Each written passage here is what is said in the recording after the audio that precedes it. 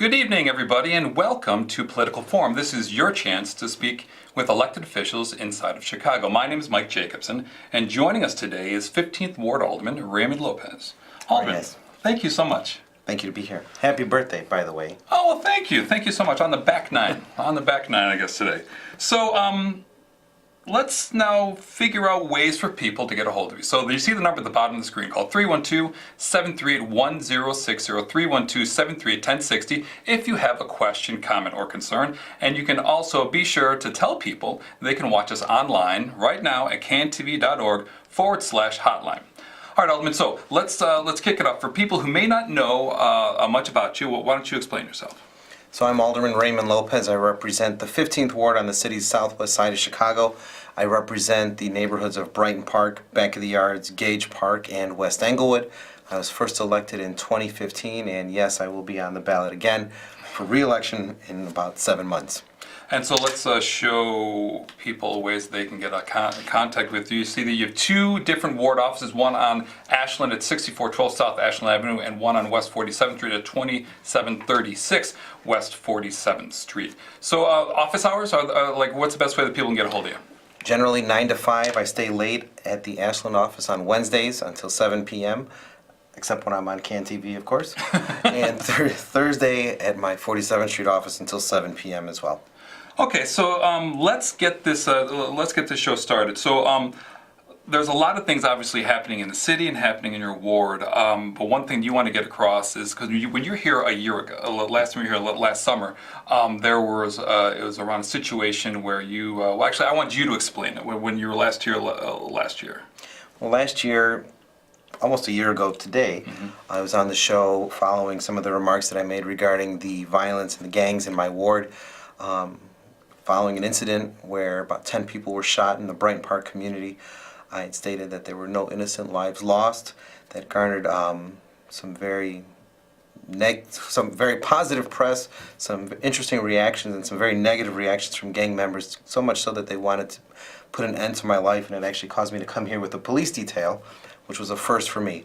But as we've seen in the years since, we've been able to make some great progress in the community. We've been able to build on those words, defining what innocent is, defining what the roles our neighborhood should play in fighting the violence. And as we continue to move forward, we're now focusing on addressing specific landlords and properties that are housing gang members, being magnets for the criminality that we see infect so many of our neighborhoods. So let's talk about gang houses. So gang houses in your ward, what are ways that you are trying to combat them? So in my ward, I'm dealing with, as of right now, 77 identified gang or nuisance properties in my ward. And we are working with their owners to try and get them to rectify the situation, either serve notice to their tenants that the kind of illegal activities that they're allowing on their properties need to be put to an end, or we're dealing with tenants and the owners collectively, holding them both responsible for the activities as the law allows us to, with the possibility of vacating their building and even seizing it if necessary. Sending a very clear message to slumlords and individuals that this kind of behavior, gang activity, which imperils everyone on the block, will no longer be tolerated. Because what you're trying to do is, obviously, when you're talking about neighborhoods, is actually to have a neighborhood that's safe for people to walk, to bike, and even travel by car, correct? You know, when we think of a neighborhood, we think of somewhere where you could sit on your front steps, where you could have your kids practice riding the bike, where you can look out your window without having bullets fly, without seeing drug dealers, without having someone come up to your car as you're trying to park and say what you be about. That's not a neighborhood. You are being held captive by a small group of individuals who think it's their right and responsibility to treat you in that manner. And we have been pushing back hard over the past few months. The past few weeks, I've actually started publishing known gang properties in my ward. And probably next week, I'm going to start publishing the landlord information as well, so that my residents could know who the bad players are, and if they are so inclined to contact them and let them know how they feel, they can do so. So some people would say, why are you doing this? Like, why are you deciding to make public your fight, you know, when you're talking to gang members? Because some people would say that could only, you know, incentivize more harm. Well, I think what they do is public anyway.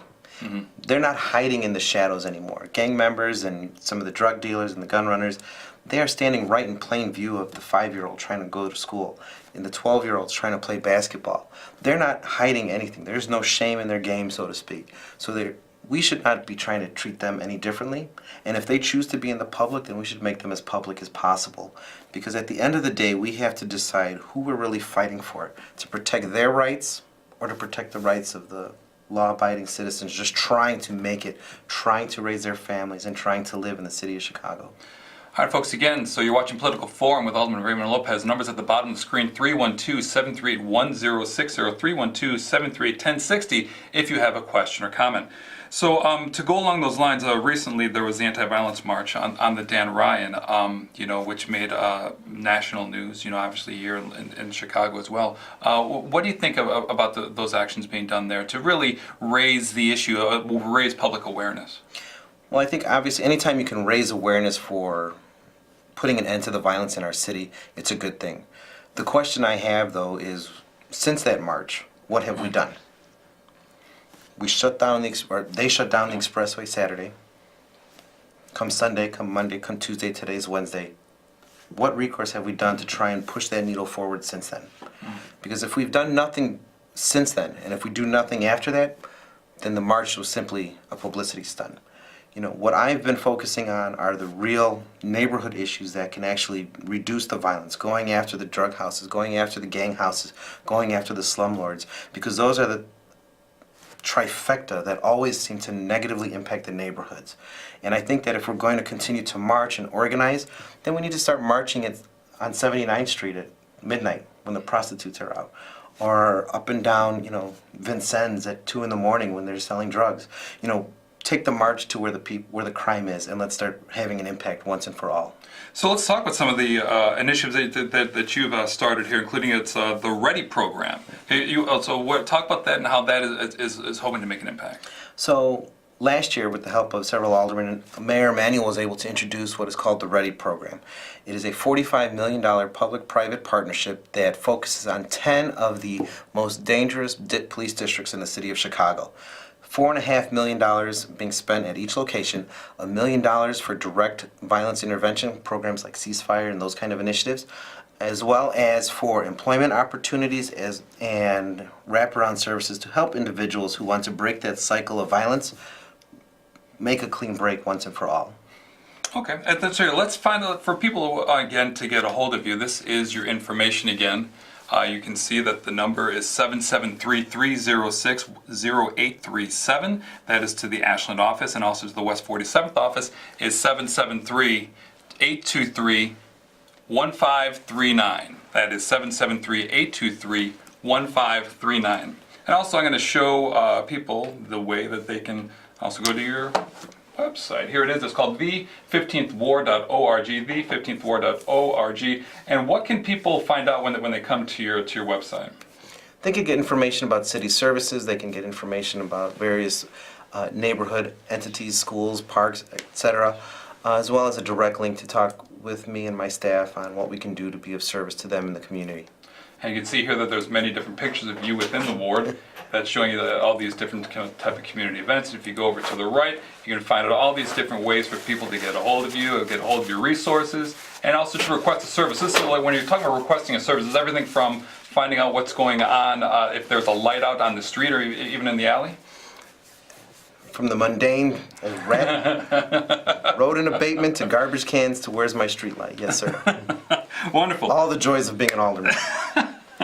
Okay, so let's get into some of the national news that's going on. Actually, some of it is actually what's happening in the Chicago area. And one thing recently which has made the news is talking about a woman who happened to be at a picnic and who was wearing a Puerto Rican shirt, and she was harassed, verbally assaulted. Verbally assaulted.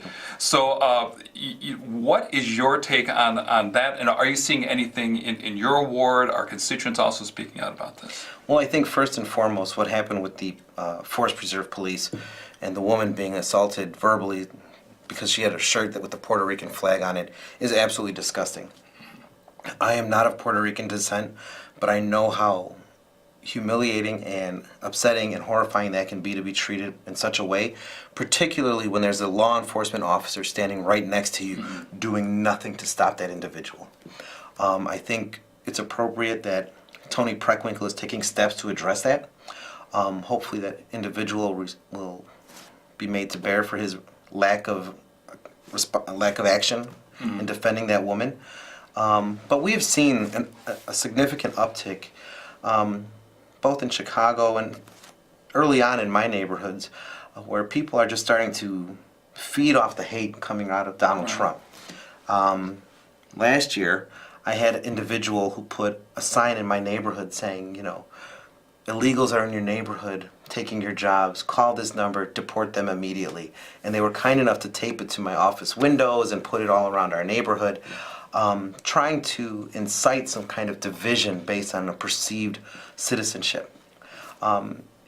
Thankfully, I think Chicagoans know better, but as we've seen as of late, the more we hear from it from the president, the more that someone tells you that it's okay to pick on someone because they may look different from you, that they may be somehow illegal or maybe less than American, you're going to inspire people who have already a weak mind and feel compelled to gravitate towards that kind of message to start acting on those impulses.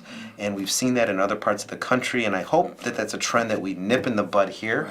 I know earlier you asked me about the Human Relations Committee at the City Council, which I was recently named vice chairman. Our chairman, Pat Dahl, has done a lot to try and step up and combat the rhetoric of Trump and others on many of these issues that are in violation of what we believe is our human rights ordinance in the city of Chicago.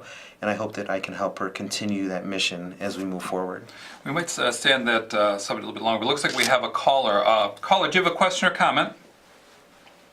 Yes, Alderman Lopez, I'm surprised that I agree with a politician 100%, because I never do that. But let me ask you this. In Chicago, what is that, sanctuary zone is a protected zone. And, right? The sanctuary city?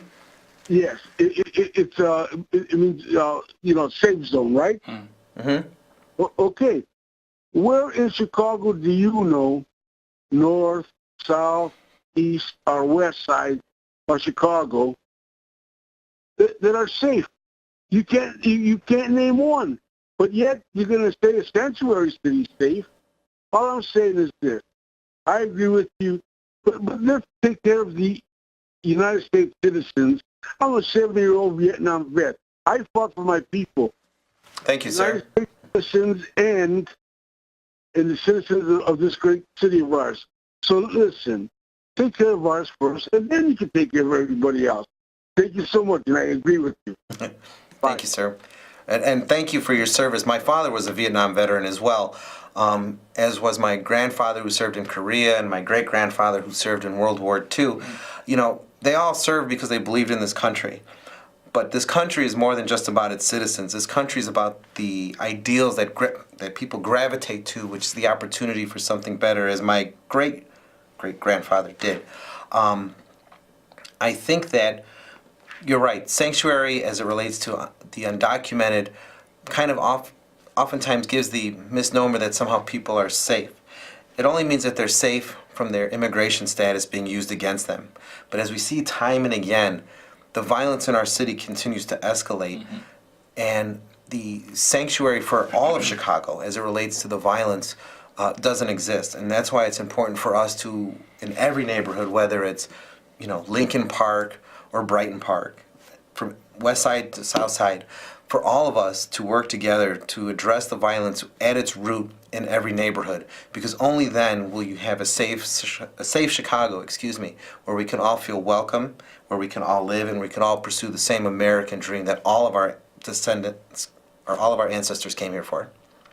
All right, caller. Again, thank you for calling in and with your response and also your question. So keeping on this line, on the immigration line too, recently 10 Chicago area politicians signed a letter urging that ICE be abolished, talking about this immigration issue that President Trump is really really letting people know about. So what's your take on that? Well, I know there were a number of aldermen that signed this letter. I was not one of the aldermen who signed it. I believe there is a role for a department that deals with immigration. As of right now, one of my relatives, my mother-in-law, is actually being naturalized tomorrow. She's taking the oath of citizenship tomorrow. And we need a department that functions, that helps immigrants become citizens. And if you were to abolish ICE, that would be out the window. So I think that, this is a knee-jerk reaction to abolish a department that is following the orders of an insane president.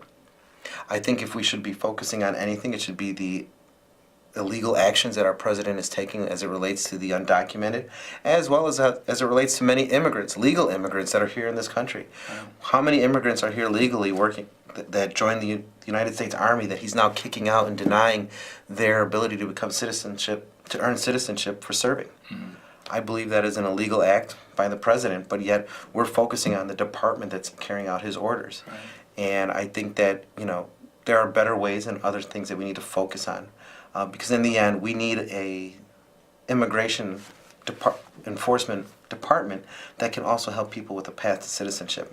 Absolutely. What are people in your ward, your constituents? What are they telling you? Looking about this issue, because this is a very divisive issue. Because obviously the president is making the relations that doing this policy is going to help with crime.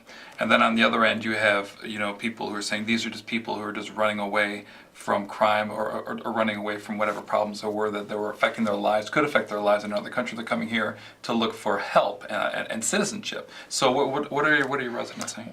Well, I don't think any of my residents agree with the president's zero tolerance policy. I think representing communities of immigrants, back of the yards was a gateway for almost everybody in this city. The stockyards were the first easiest place of employment for every immigrant population that ever came through to this city.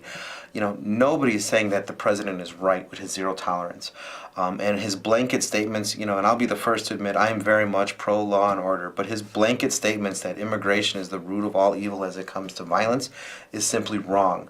There are so many more issues that pertain to the violence and feed into the violence, not just immigration, but poverty, the lack of opportunity, and things that he is refusing to invest in, namely infrastructure, outside of building a wall, that he does not want to entertain as ways to reduce the violence, let alone even addressing the easy accessibility of guns that cross state borders, making it a federal issue, by the way, every day in the city of Chicago.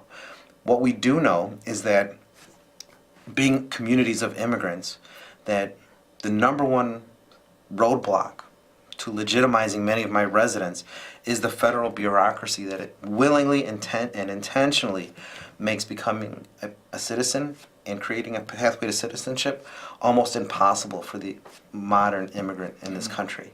And if we truly want to answer for how we deal with the immigration situation in this country, we need to look at a way to simplify the immigration path, to lessen its financial burden, and make it more accessible for every community, not just Latinos, because it's not just Latinos. We have a burgeoning Chinese immigrant population. The Southwest Side had a huge Polish and Lithuanian immigrant population.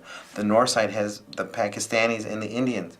We have plenty of immigrant communities who all need help, but because of the fact that we have a very regressive federal system that is now turning and laying the finger on the people as opposed to the policies, that's what has to be addressed immediately.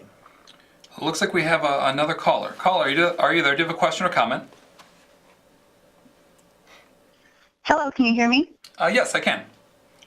Okay, so my question is this. I guess my concern is with violence and young people and how much they're really being engaged.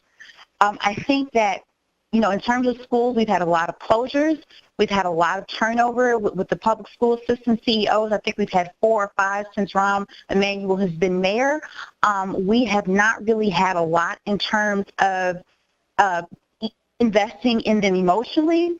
We've invested a lot in charter schools and experimental education, but I think there's been some real divestment in terms of just working with them, one, holistically, and two, making sure that they are where they need to be academically to be competitive and get legitimate jobs and become good citizens. And I just wanted to ask the alderman, because I know that obviously aldermen aren't over schools, sort of as a bird's eye view, from what he does, what do we need to do to sort of improve what we're doing to engage young people, and how he thinks that may or may not impact the violence epidemic we're seeing?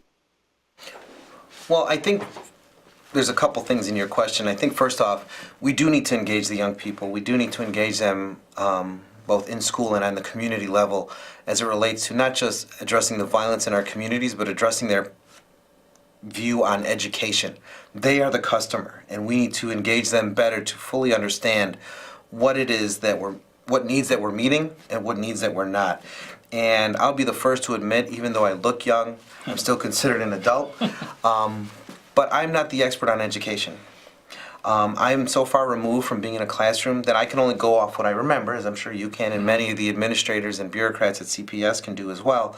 But we really need to start engaging our students to see where we're meeting their needs and where we're not, so that we're providing the best possible educational curriculum and experience to the student customer.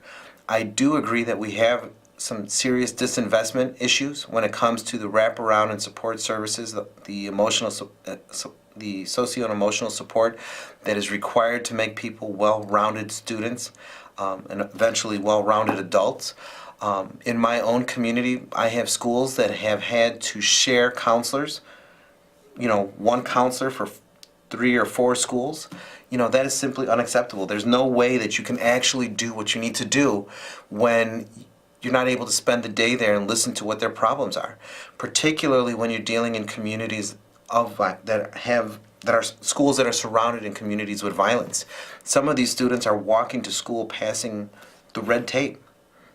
I remember at Marquette School in Chicago Lawn, we had an 8th grade student that was shot, and the body was left on the sidewalk while students were walking to school, literally walking over their classmate.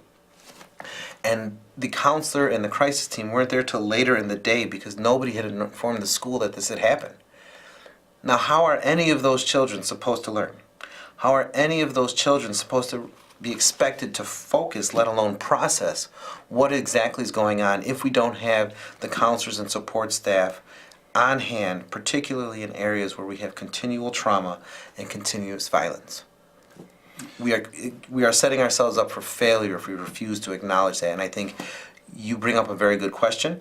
I think that the problem boils down to money and what we're willing to pay for it, how we're able to get it. One of the things that I proposed to Forrest Claypool when he was still in charge was loosening the bureaucratic red tape so that we could actually get outside help who were willing to help us for free in the schools. And as of yet, I'm still waiting for an answer. Obviously, he's no longer here. Well, thank you for that call, caller. So before, I'm going to quickly again show the overhead here for people to get a hold of you. And there's 2 different offices, but one on Ashland Avenue and also one on West 47th Street. So we are almost getting ready to wrap up the show, but there's one more question I got to bring up, and that's I want to get your take on the executive director of the Commission of Animal Care and Control, who was just recently let go. And I know that you are a big-time, staunch animal advocate, so I want to get your take on that. Well, by default, my husband and I guess, are mega animal advocates. At one point, we had 9 dogs. We're down to 5, so my family's very happy. 2 of them are rescues, one of them recently from Paws. I've been very critical of animal care and control for about 1.5 years now. Basically, starting when my push to make Chicago a no-kill city. And I say that because teaching our communities and our youth how to be compassionate towards animals, I believe will go a long way to showing them how to be compassionate, not only to their families, but to their other residents and community.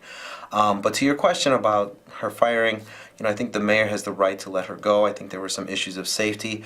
The city of Chicago needs to address why we have such a constant flow of dogs that go into animal care and control. Particularly when it comes to matters of backyard breeding and online sales of animals. But at the end of the day, what we have to hope and push for is that we make Chicago a more humane city.